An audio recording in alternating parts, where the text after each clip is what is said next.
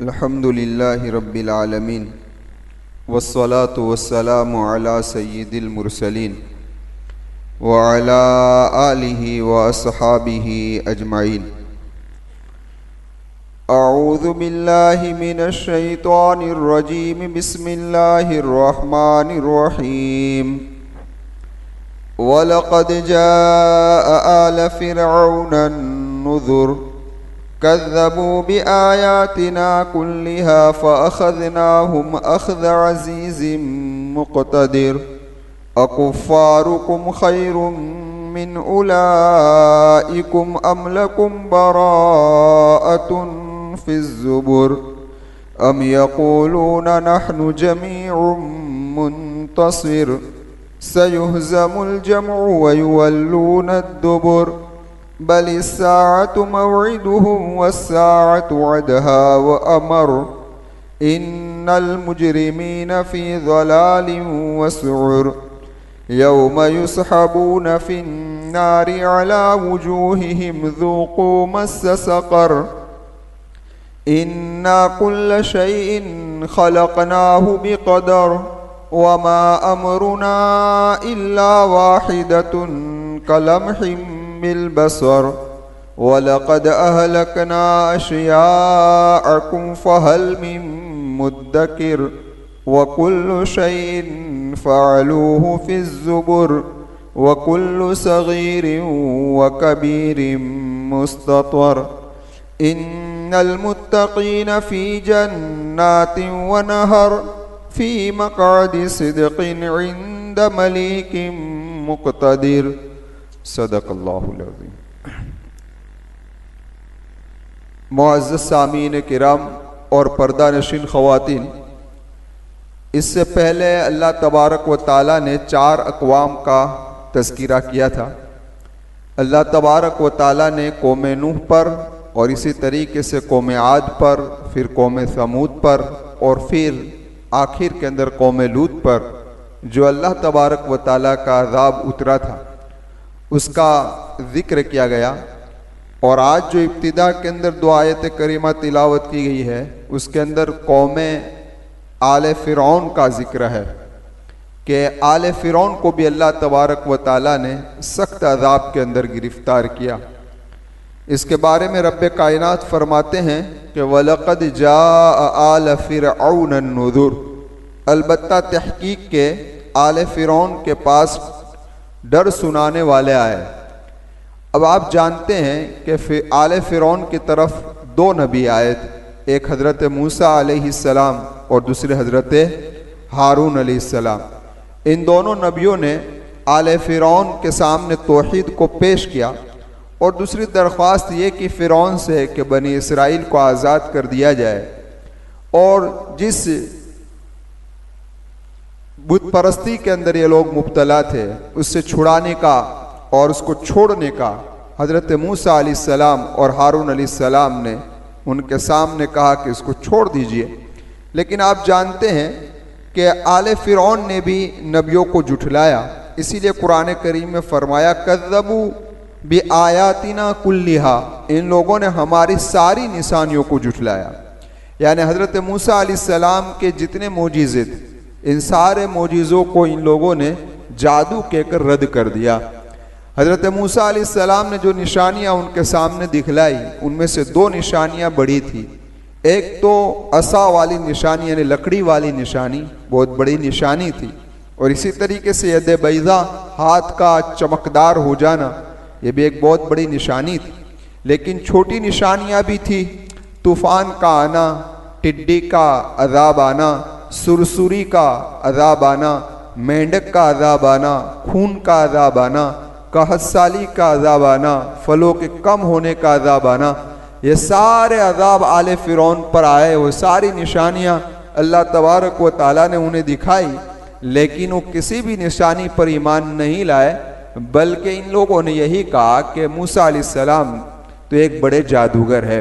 अल्लाह तबारक व ताला ने फरमाया फ़अख़ज़नाहुम, सो हमने उनको पकड़ा, अख़ज़ अज़ीज़िम मुक़तदिर, यानी कि ऐसा हमारा सख्त पकड़ना था, ज़बरदस्त बाक़ुव्वत वाला पकड़ना हमने पकड़ा। और कैसा पकड़ा अल्लाह ने आले फिरौन को कि बहरे कुलजुम के अंदर अल्लाह तबारक व ताला ने इन्हें क्या कर दिया भाई, डिबो दिया। अब सीधे अजाब में गए, ये भी अजाब हुआ। वहां से सीधे ट्रांसफर होंगे बरज़ख के अंदर, तो बरज़ख का अजाब शुरू हो जाएगा। बरज़ख से निकलकर मैदान महशर में अजाब में मुब्तला रहेंगे, फिर जहन्नम की तरफ रवाना होंगे, तो जहन्नम में फिर अजाब के अंदर आ जाएंगे। कहने का मकसद ये है कि अल्लाह तबारक व ताला ने ऐसे अजाब के अंदर इनको पकड़ लिया कि जो मुसलसल जारी रहता है। अब अल्लाह तबारक व ताला ने इन पांचों अक़वाम का तस्कीरा कर कर अब मुशरिकीन मक्का से खिताब कर रहे हैं। 3 सवालात अल्लाह पूछ रहा है इन मुशरिकीन मक्का से, क्योंकि ये नुज़ूल कुरान के वक्त यही लोग थे। तो इनसे अल्लाह सवाल कर रहा है, अकुफ़ारुकुम खैरुम मिन उलाइकुम, तुम्हारे ज़माने के जो ये काफिर है, इनकार करने वाले हैं, बेहतर है या इनसे पहले उम्म मादिया यानी जो अगली उम्मतें गुजरी है वो बेहतर है। कहने का मकसद ये है, अल्लाह तबारक व ताला ये मुशरिकीन मक्का से कहना चाहते हैं कि तुम्हें नाज किस बात का है, तुम्हें दौलत का नशा है, तुम्हें ताकत का नशा है, तुम ये समझते हो कि तुम हमारे अजाब को रोक देंगे। अरे तुमसे पहले पहले ऐसी ताकतवर कौमें गुजरी है, कौम आद, कि जिसने भी एक मन अशद्दु मिन्ना कुव्वा, हमसे ताकत में कौन बड़ा हुआ है। कौम समूद का तस्कीरा तुमने सुना, आले फिरौन का तस्कीरा तुमने सुना, कौम लूत का तस्कीरा तुमने सुना। इन सारे ताकतवर लोग और दौलत वाले आदमी वो भी हमारे अजाब को न रोक सके, तो तुम्हारी क्या ताकत है कि तुम हमारे अजाब को रोक दोगे। इसीलिए आप जरा देखिए, कुरान ने एक जगह पर यह भी फरमाया, अहुम खैरुन अम कौम तुब्बा, क्या ये लोग बेहतर हैं या कौम तुब्बा।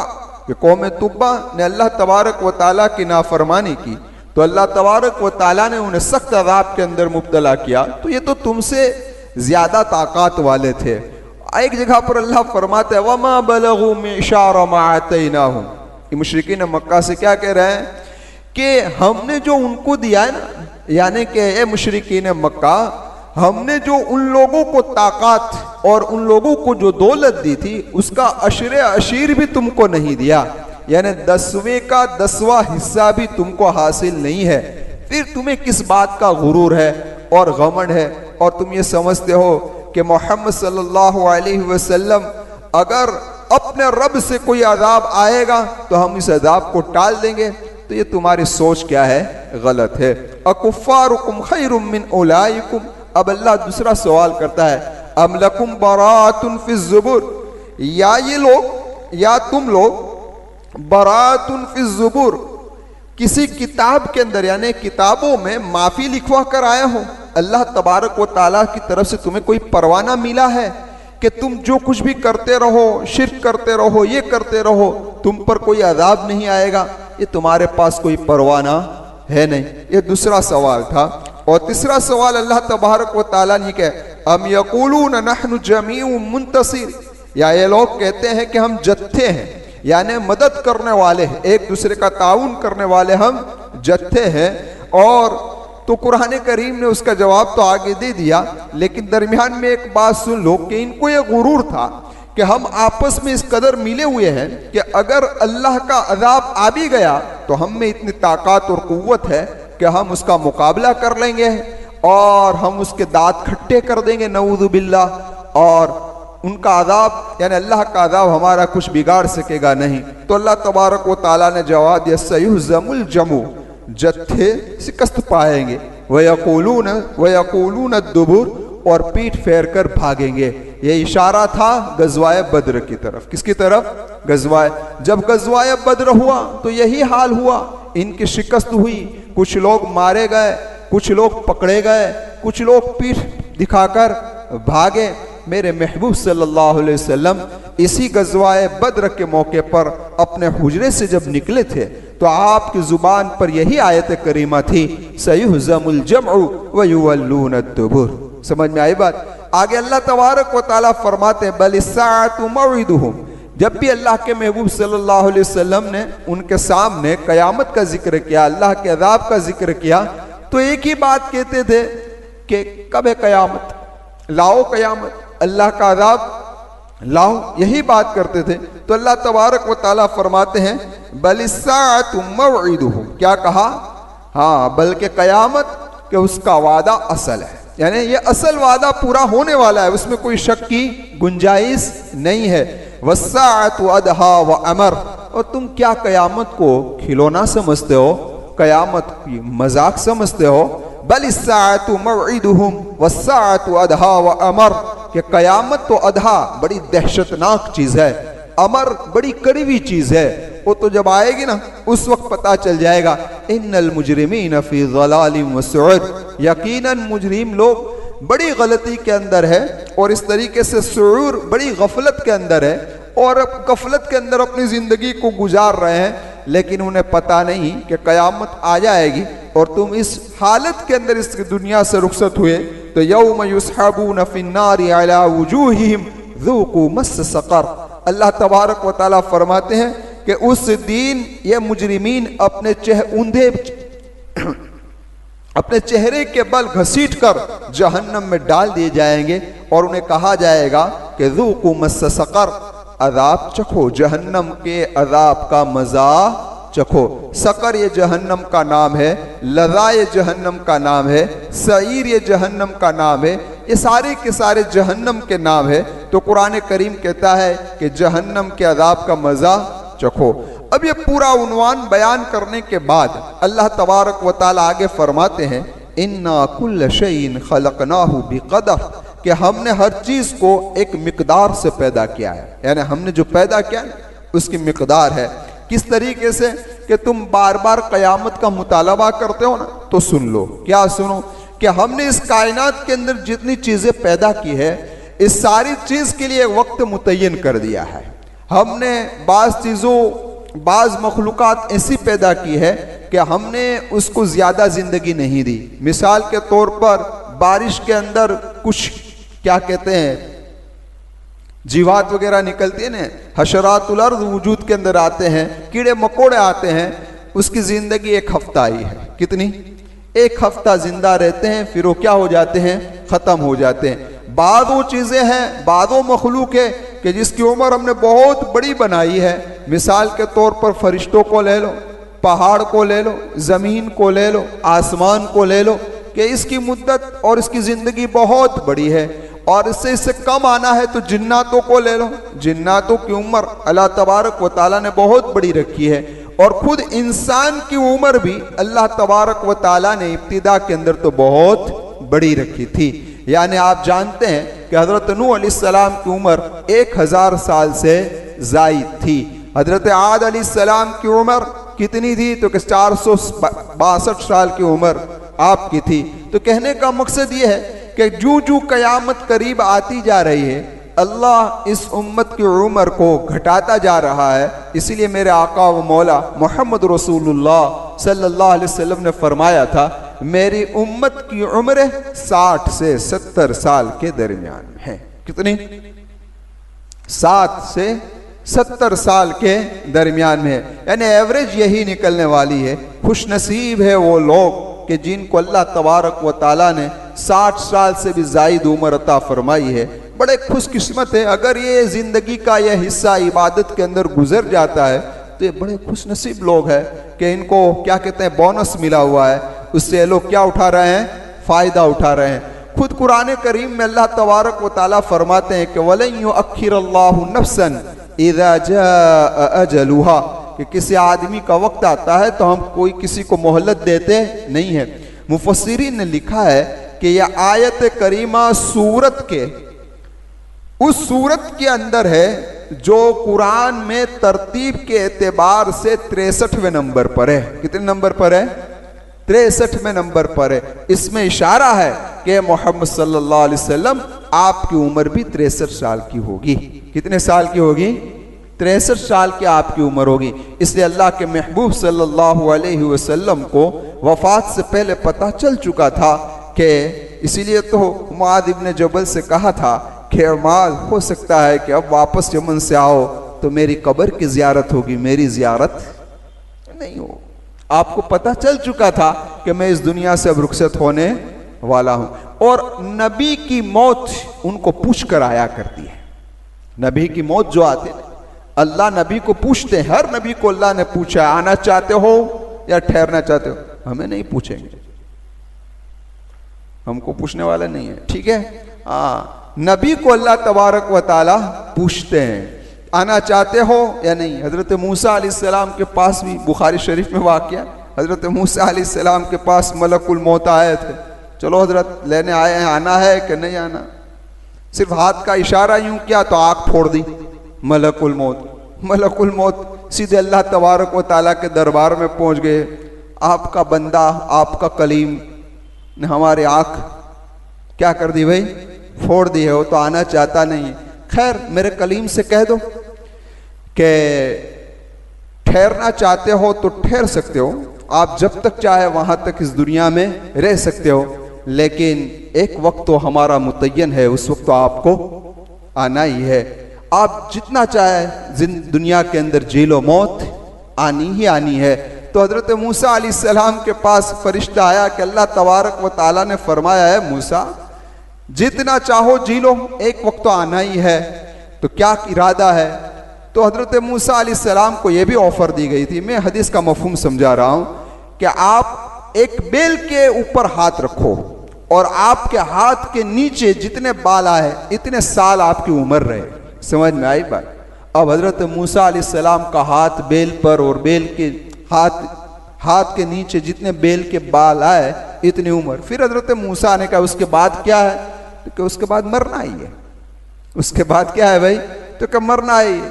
तो तब भी मरना है, अभी भी मरना है। तो हजरत मूसा अलैहिस्सलाम ने कहा कि अभी ले जाओ हजरत, चलो हम तैयार है आने के लिए, लेकिन हमारी एक दरख्वास्त है। क्या है कि फुला जगह पर मेरी रूह कब्ज करना। वो जगह मेरे जहन से अभी निकल गई, शायद ये मस्जिद अक्सा के करीब की कोई जगह है, कि उस जगह पर मेरी रूह को कब्ज करना।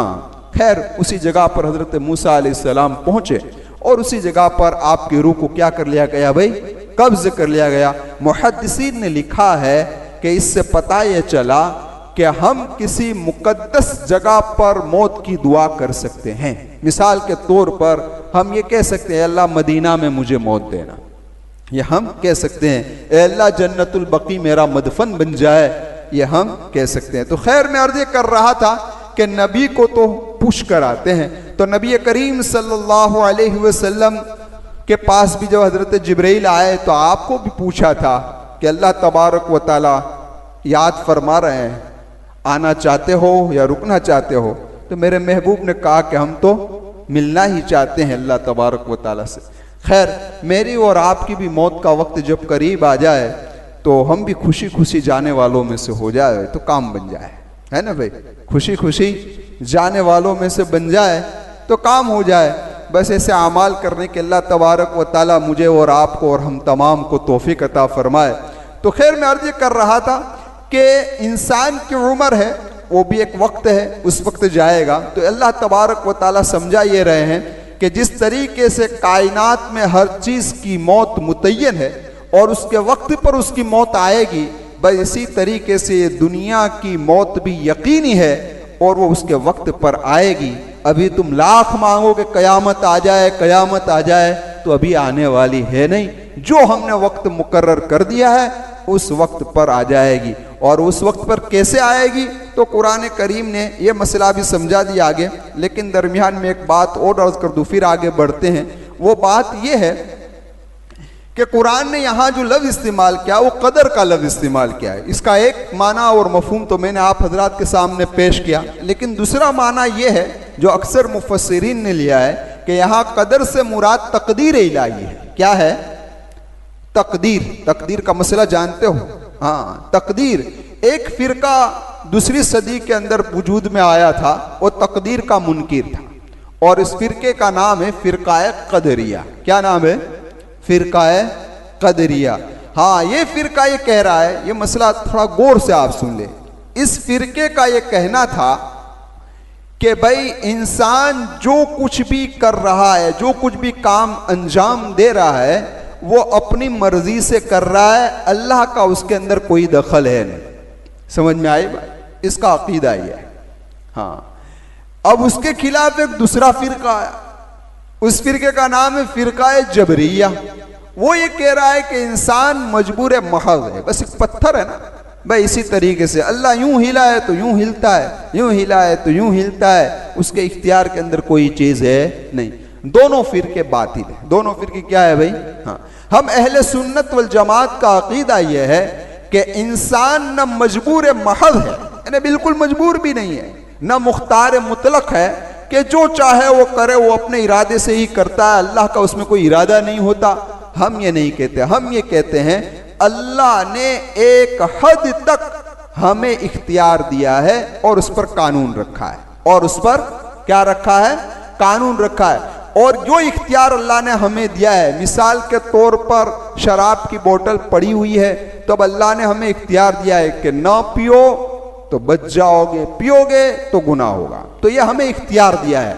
अब पीना न पीना ये हमारे इख्तियार में, और उसी इख्तियार पर अल्लाह जजा और सजा देता है। समझ में आई बात? यह हमारा अकीदा है। तो मैं अर्ज ये कर रहा था कि यहाँ कदर से मुराद अक्सर मुफस्सिरीन ने तकदीर ली है, और एक फिरका है जो तकदीर का इनकार करता है। लेकिन हमारा तकदीर पर ईमान लाना क्या है भाई? जरूरी है। अब सुनो, तकदीर की 3 किस्में हैं। कितनी किस्में हैं? एक है तकदीर किताबी।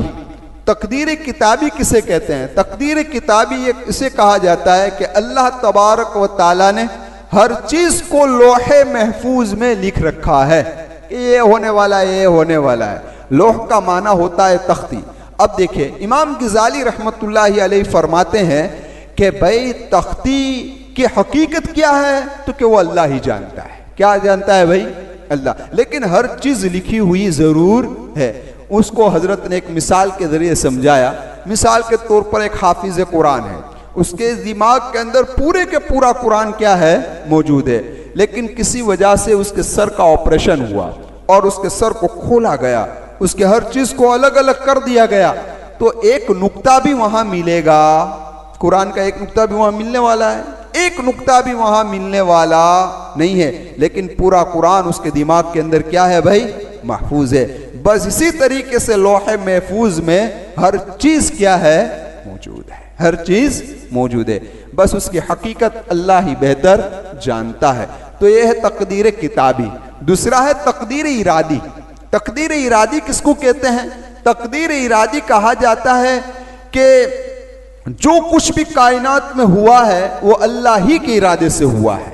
जो कुछ भी हो रहा है और जो कुछ भी होगा वो सब अल्लाह ही के इरादे से होगा।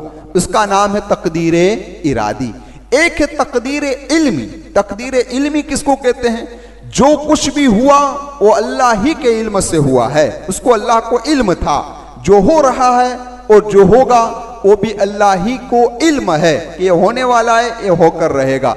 एक फिरका ये कहता है कि जब काम जाहिर हो जाता है ना, उसके बाद अल्लाह को पता चलता है कि ये होता है। समझ में आई बात? एक फिरका ये कह रहा है नऊज़ु बिल्लाहि मिन ज़ालिक। तो ये है तकदीर। तकदीर का मसला बड़ा अहम है, इसलिए उस पर बहुत कीलो काल भी करना चाहिए नहीं, लेकिन तकदीर पर ईमान लाना जरूरी है। हमने कलीमा पढ़ा है ना, आमन्तु बिल्लाहि व मलाइकतिही व कुतुबिही व रुसुलिही वल यौमिल आखिरी वल क़दरी खैरिही शर। हाँ, ये हमारा ईमान होना चाहिए कि अच्छी और बुरी तकदीर अल्लाह ही की तरफ से हैं। अब आपने सुना होगा कि एक है तकदीर मुबरम और एक है तकदीर मुअल्लक। ये तो इंसान के एतबार से हैं, लेकिन अल्लाह के यहाँ एक ही तकदीर लिखी है, वही। समझ में आई बात? तकदीर मुबरम यानी लिख दिया है वही होने वाला है। तकदीर मुअल्लक लटकती तकदीर कि तुम वालिदैन की खिदमत करोगे तो हमने तुम्हारे 60 साल लिखे हैं, लेकिन आप वालिदैन की खिदमत करोगे तो हम तुम्हारा 1 साल बढ़ा देंगे, 61 साल की जिंदगी अता फरमाएंगे। या मिसाल के तौर पर अभी रमजान को 10 दिन की देर है, 10-11 दिन की देर है। दुआ मांगोगे अल्लाह से कि अल्लाह मुझे रमजान नसीब फरमा, तो फरमा देंगे। अगर दुआ नहीं मांगोगे तो लुढ़का देंगे। समझ में आई बात? दुआ नहीं मांगोगे तो लुढ़का देंगे। इसलिए दुआ मांगोगे कि नहीं मांगोगे? दुआ मांगते रहने का। हो सकता है कि तकदीर मुअल्लक में लिखा हो कि मांगोगे तो बचोगे, नहीं मांगोगे तो उड़ा दिए जाओगे। तो इसको कहते हैं तकदीर मुअल्लक। लेकिन ये हमारे एतबार से, अल्लाह को तो पता ही है कि मांगेगा कि नहीं मांगेगा। अल्लाह को तो पता ही है कि माँ बाप की खिदमत करेगा कि नहीं करेगा, तो अल्लाह ने तो पहले से लिख ही दिया है कि इतने साल ही क्या होने वाला है, रहने वाला है। इसलिए माँ बाप की खिदमत से अल्लाह तबारक व तआला उम्र में बरकत अता फरमाते हैं। समझ में आई बात।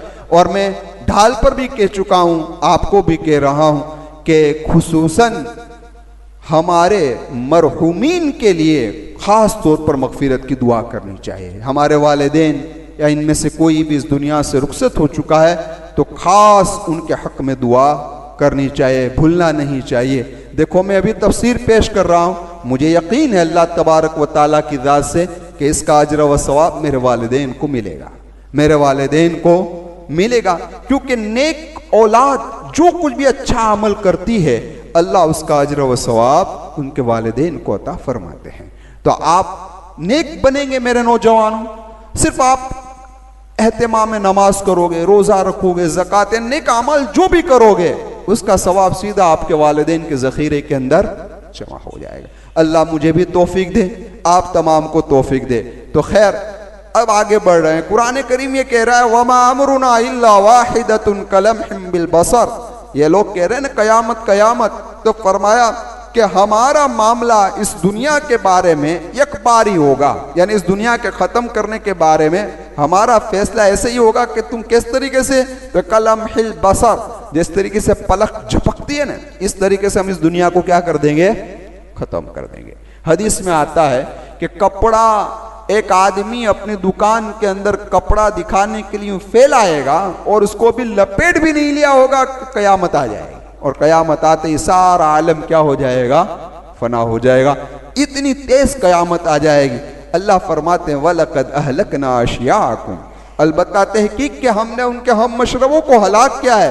फहल मिन मुद्दकिर, क्या फिर भी ये लोग नसीहत हासिल नहीं करते हैं कि देखे तो सही कि इनको कौन सा गुरूर है, इनके दिमाग में कौन सा भूत घुसा हुआ है कि देखते नहीं है कौम आद, कौम समूद, कौम लूत कि इनको हमने किस तरीके से हलाक किया है, फिर भी ये लोग गफलत में जिंदगी गुजार रहे हैं। वकुल्लु शैइन फ़अलूहु फ़िज़्ज़ुबुर। आगे ये समझ लो ए मुशरिकीन मक्का और कायनात में आने वाली इंसानियत, इस बात को समझ लो कि जो कुछ भी तुम अमल कर रहे हो तुम गफलत में मत रहना कि हमारे पास लिखा हुआ नहीं। हर चीज उसके वहां क्या है भाई, किताबों में लिखी हुई। कौन सी किताब, तो क्या अमाल नामे में हर चीज लिखी हुई है। तुमने कौन सी जगह पर कौन सा गुनाह किया है वो भी अल्लाह जानता है। तुमने कौन सी जगह पर कौन सी नेकी की है उसको भी अल्लाह जानता है। इसीलिए कुरान आगे कह रहा है वकुल्लु सगीरिम व कबीरिम मुस्ततर, हर छोटी और बड़ी चीज लिखी हुई है, हर छोटी और बड़ी चीज लिखी हुई। इसलिए मैदान महशर में जब इंसान खड़ा होगा ना, वकुल्ल इंसान अलज़मनाहु ताइरहु फी उनुक़ि, कि उसका अमाल नामा उसकी गर्दन पे क्या होगा भाई, लटका हुआ होगा। अब हर आदमी अपने अमाल नामा को लेकर लटका हुआ होगा। अल्लाह कहेगा इक़रा किताबक कफ़ा बिनफ़्सिकल यौमा अलैका हसीबा, अपना अमाल नामा खुद ही पढ़ ले, अपना हिसाब खुद ही कर ले, अपना हिसाब खुद ही कर ले। अब जब अमाल नामा पर नजर करेगा तो को यहाँ तो कोई छोटी और बड़ी चीज छुटी हुई नहीं है, तो कहेगा या वैलतना मा लिहाज़ल किताब ला युगादिरु सगीरतन वला कबीरतन इल्ला अहसाहा। हाय अफसोस, हाय अफसोस कि मेरे अमाल नामा में तो हर चीज मौजूद है, कोई छोटी कोई बड़ी चीज यहाँ पर छुटी हुई नहीं है। इसलिए मेरे नौजवानों, दुआ का ये जुमला मोहम्मद रसूलुल्लाह ने, मैं आपसे बार बार, शायद जुमा के खिताब के अंदर तो बार बार कहता हूं, मुझे पता नहीं है तफसीर में मैंने कहा होगा कि जो दुआ नबी करीम सल्लल्लाहु अलैहि वसल्लम से मनकूल है, समझ में आई बात, अल हिज़्बुल आज़म में है, मुनाजात मकबूल में, उस दुआ का एहतमाम करना चाहिए। क्योंकि नबी ने जिन अल्फाज से दुआ मांगे ने, कायनात में कोई ऐसे अल्फाज से दुआ मांग सकता नहीं है। समझ में आई बात। रमज़ान करीब आ रहा है, आप अपना टाइम टेबल बनाइए और उस टाइम टेबल में 15 मिनट निकालिए कि इस 15 मिनट में मैं मुनाजात मकबूल पढ़ूंगा। समझ में आई बात। मैं अल हिज़्बुल आज़म पढ़ूंगा कि उसमें वो दुआ है जो मोहम्मद रसूलुल्लाह ने मांगी है। किसने मांगी है? और वो दुआ है जो एक मरतबा कबूलियत का दरवाज़ा खुलवा चुकी है, तो उसके कबूल होने में अब कोई शक व शुबा बाकी नहीं। समझ में आई बात। तो खैर मैं अर्ज कर रहा था कि कहाँ बात चली थी यहाँ पर कि वकुल्ल सगीर, हाँ तो मैं अर्ज कर रहा था कि एक दुआ हम ये भी मांगे कि अल्लाह मैंने जितने गुनाह किए हैं, जहां गुनाह किए हैं, जिस वक्त गुनाह किए हैं, मेरे गुनाहों के निशानात जहां जहां है उन सारे गुनाहों के निशानात और उस गुनाहों को मिटा दे। हम कहते हैं मेरे गुनाहों को छुपा दे। क्या कहते हैं भाई? मेरे गुनाहों को छुपा दे। देखो एक गंदगी पड़ी है यहाँ पर, इसको छुपा दिया जाए, कोई चीज ऊपर रख दी जाए और एक इस गंदगी को मिटा दिया जाए। समझ में आई बात? तो बेहतर कौन सा है? छुपाना बेहतर है कि मिटाना बेहतर है? मिटाना बेहतर है। तो भाई इसी तरीके से हमें दुआ मांगनी चाहिए कि अल्लाह मेरे गुनाहों को मिटा दे। तेरे और मेरे दरमियान में राज है और कोई जानता है नहीं। मैंने रात की तन्हाइयों में क्या किया है तू ही जानता है, तेरे सिवा कोई जानता नहीं है। मेरे सारे गुनाहों को मिटा दे। अल्लाह मुझे भी तौफीक दे दे, आप तमाम को तौफीक दे दे। मौत से पहले पहले अगर पक्की व सच्ची तौबा की तौफीक हो गई तो इंशाअल्लाह हम कामयाब हो गए। आखिर में अल्लाह तबारक व ताला हर जगह पर यह रहा है कि जब जहन्नम के हालात को अल्लाह बयान करता है तो जन्नत का तस्कीरा भी करता है। बुरे लोगों के अहवाल को बयान करता है तो नेक लोगों के हालात का भी तस्कीरा करता है। अल्लाह ने भी यही कहा, इन्नल मुत्तकीन फी जन्नातिन व नहर, यकीनन मुत्तकी लोग उस दिन बागात में होंगे और नहरों में होंगे, है ना। हाँ, आज लोग फार्म बनाते हैं, ये फार्म मेरा, वो फार्म मेरा, और फार्म में जाते हैं पिकनिक करने के लिए। बागात, मेरा आम के बाग है, मैं आम के बागात में रहूंगा, इसमें रहूंगा। ये दुनिया के बागात और दुनिया के फार्म क्या चीज है जन्नत के बागात के सामने। वहां किस तरीके से, तो कि बागात में रहोगे और नहरों में। नहरें कितनी है भाई जन्नत में? 4 नहरें ने। किस किस के? दूध की नहर, शहद की नहर, शराब की नहर, पानी की नहर। हाँ, दुनिया में शराब नहीं पी नौजवानों, अल्लाह इंशाअल्लाह जन्नत में शराब पिलाएगा। ऐसी शराब पिलाएगा कि उसके अंदर न कोई नशा होगा न कोई चीज होगी। समझ में आई बात? बदहवासी भी होगी नहीं। और अजीब बात है, दुनिया की नहरें जमीन के अंदर चलती है। दुनिया की नहरें कहाँ चलती है? जमीन के अंदर चलती है। जन्नत की नहरें जमीन के ऊपर चलेगी और जन्नती को लकड़ी दे दी जाएगी कि लो छुरी, जहां लेना चाहो वहां नहर को ले जाओ, यूं लाना चाहते हो यूं लेते आओ, यूं लाना चाहते हो यूं लेते आओ। जिस तरीके से पानी चलता हो तो आप उंगली से यूं इशारा करते तो पानी इस तरफ चलने लगता है। समझ में आई बात? इस तरीके से जन्नत की नहर चलती जाएगी, जहां जन्नती चाहेगा वहां नहर जाती रहेगी। अल्लाह ने आगे फरमाया, फी मक़आदि सिद्क़, सच्चे बैठक में। सच्ची बैठक में यानी क्या? ये सच्ची बैठक तो क्या राहत वाली बैठक होगी, सुकून वाली बैठक होगी। उसमें जन्नती लोग बैठेंगे इंद मलीक मुक़्तदिर, कादिर मुतलक के सामने बैठे हुए होंगे। किसके सामने? अल्लाह तबारक व ताला के सामने बैठे होंगे। अल्लाह मुझे भी नसीब फरमा दे, अल्लाह आपको भी नसीब फरमा दे, अल्लाह हमारे अहलो अयाल को भी नसीब फरमा दे। इसलिए अल्लाह से दुआ करनी चाहिए। हम दुआ मांगते अल्लाह जहन्नम से बचा ले, जहन्नम से बचा ले, अल्लाह जन्नत में पहुंचा दे। लेकिन जहन्नम का मसला तो बाद में है, पहले तो अज़ाब कब्र का मसला है। पहले कौन सा मसला है? अज़ाब कब्र का मसला है। इसलिए अज़ाब कब्र से भी पनाह चाहनी चाहिए। अल्लाह अज़ाब कब्र से हमें क्या कर दे? महफूज कर दे। इस सूरत की तफसीर को जब हजरत अक़दस मुफ्ती इदरिस साहब कांधलवी रहमतुल्लाहि अलैहि ने पूरा फरमाया तो उन्होंने एक कलीमा लिखा कि मेरे उस्ताद मोहतरम अल्लामा शब्बीर अहमद उस्मानी रहमतुल्लाह अलैहि ने जब इस सूरत की तफसीर को मुकम्मल किया तो वहाँ एक दुआ लिखी है। तो वो दुआ मैं भी अपनी तफसीर के ख़त्म पर लिख देता हूँ, तो मैं भी वो दुआ आप हजरात के सामने पढ़ देता हूँ। अल्लाहुम्मा इन्नका मलीकुम मुक़्तदिर मा तशाउ मिन अमरी यकुन फस्इदनी दाफिद दारैन वकुल्ली वला तकुन अलैहि वातिनी फिद दुनिया हसना व फिल आखिरति हसना वकीना अज़ाबन्नार बिरहमतिक या अरहमर राहिमीन। हम इस दुआ को बहुत मामूली समझते हैं। रब्बना आतिना फिद दुनिया, बहुत मस्ती मस्ती में पढ़ लेते हैं, रब्बना आतिना फिद दुनिया हसना व फिल आखिरति हसना वकीना अज़ाबन्नार। ये इतनी मस्ती वाली दुआ नहीं है, ये बहुत दर्द वाली दुआ है। वो बहुत दर्द वाली दुआ है। जिसको दुनिया और आखिरत के हसनात नसीब हो गए ना, वो कामयाब हो गया। वो क्या हो गया? कामयाब हो गया। इसलिए हजरत शेख यूनुस साहब जौनपुरी रहमतुल्लाह अलैह फरमाते हैं कि मुझे मौलाना अहमदुल्लाह साहब ने फरमाया था, यूनुस, क्या फरमाया था? यूनुस, जब भी दुआ मांगो तो जी लगा के मांगो। कैसे मांगो? हाँ, 1 मिनट मांगो मगर जी लगा कर मांगो। 15 मिनट यूं करके मांगने की जरूरत नहीं है, वो कहाँ घूम रहा है और मांग रहा है, ऐसा करने की जरूरत नहीं।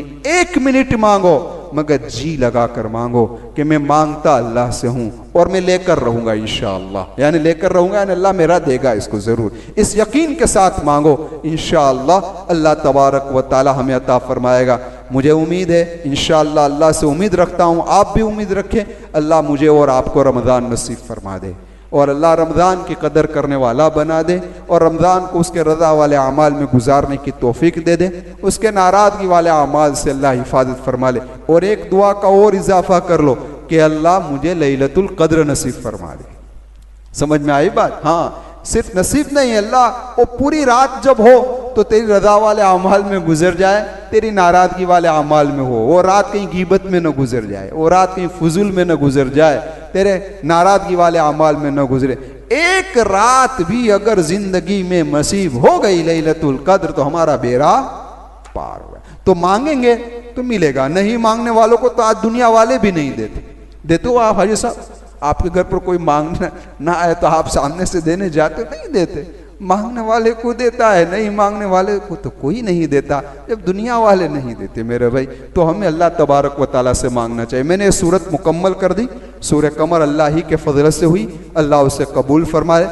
मेरे वालिदैन और तमाम मरहुमीन और आपके वालिदैन और आपके तमाम मरहुमीन को इसका इसाले सवाब करता हूँ, अल्लाह इसे कबूल फरमा ले। अब ये आइंदा पीर आए मंगल आएगी लेकिन तफसीर नहीं होगी, बराबर ठीक है। उसके बाद वाले मंगल को तो इंशाअल्लाह इतवार का पहला रोज़ा है इंशाअल्लाह, तो रमज़ान मुबारक में हम तफसीर करेंगे इंशाअल्लाह। रोज़ाना ज़ोहर के बाद लाल वक्त में करेंगे और तरावी के बाद इंशाअल्लाह ढाल पर करेंगे। पहला मेरा इरादा ये था कि मैं सूरह ताहा की तफसीर करता रमज़ान में, लेकिन मैंने देखा सूरह ताहा को सरसरी नज़र की तो उसमें हज़रत मूसा अलैहिस्सलाम का वाक़या है और इस वाक़या मैं कई मरतबा ज़िमनन बयान कर चुका हूँ। तो फिर अल्लाह तबारक व ताला से मैंने दुआ की है, अल्लाह जो मेरी ज़ात के लिए मुफीद हो और जो इन लोगों के लिए मुफीद हो, ऐसी किसी सूरत की तरफ मेरी रहनुमाई फरमा दे तो मैं रमज़ान में उसकी तफसीर करूँ। तो मेरे दिल में ख्याल आया कि मैं सूरह निसा की तफसीर आप हजरात के सामने पेश करूँगा। तो इंशाअल्लाह रमज़ान में ज़िंदा रहा इंशाअल्लाह तो ज़रूर मिलेंगे और सूरह निसा की तफसीर आप हजरात के सामने पेश करूँगा। और ये तफसीर उम्मीद है कि आइंदा रमज़ान तक भी ज़िंदा रहा तो चलती रहेगी इंशाअल्लाह, ठीक है। सुब्हानल्लाहि व बिहम्दिही सुब्हानकल्लाहुम्मा व बिहम्दिका व नशहदु अल्ला इलाहा इल्ला अंता नस्तगफिरुका व नतूबु इलैक बिरहमतिका या अरहमर राहिमीन।